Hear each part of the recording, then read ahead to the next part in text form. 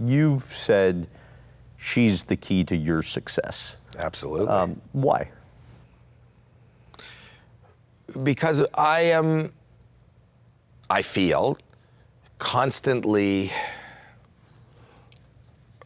surrounded by, and I don't mean this in a bad way, but turmoil.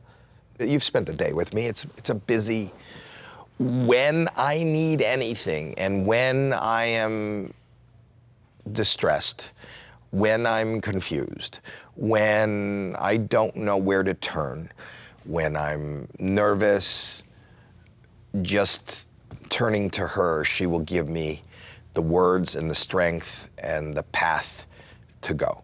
And always has. More in personal life, but equally in professionally. You know, the first time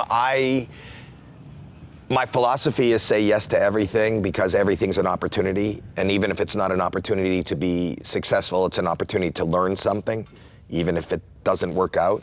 The first thing that I opposed, no, the biggest standout in career-wise that I said, no, this is stupid, this will not work, she made me do. It's also the biggest success of my career. There's no bigger success in my career than Deal or No Deal. When I did Deal or No Deal, and it was the first time I was just myself, I wasn't being funny, I wasn't reciting lines, I was just showing up and hopefully, steering people to a better life. It was the first time that all those audiences, they were all the same. There was family viewing, people were watching with their kids, the mothers that watched Saturday morning, people who watched St. Elsewhere were watching Deal. Nobody didn't watch Deal or No Deal. Everybody knew who it was. Right. So much so that it has even become a vernacular now.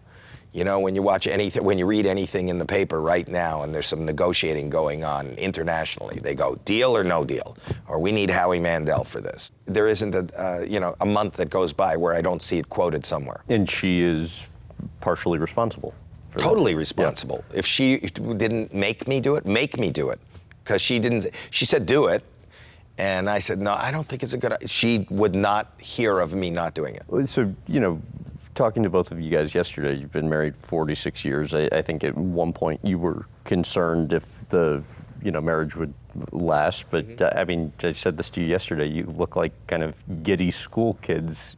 Why do you think the relationship has lasted? Because I don't analyze it. I don't analyze anything. Why do I think it's lasted? She is the strongest, most level-headed person I have ever met. She's my best friend. Any relationship is tough. It's always tough. With a relationship with your own children, work relationships, marriage, employment, it's tough, and there's ebbs and flows.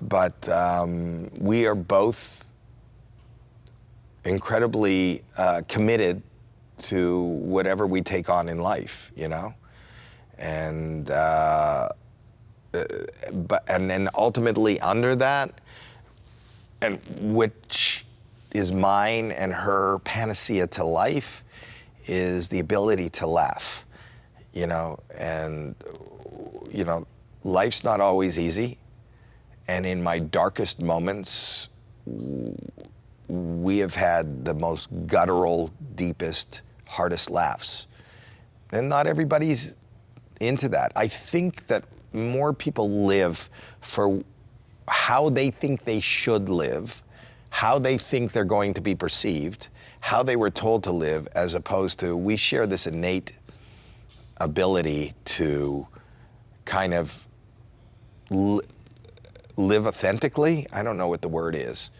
but and I think that shows itself by laughing when most people wouldn't laugh.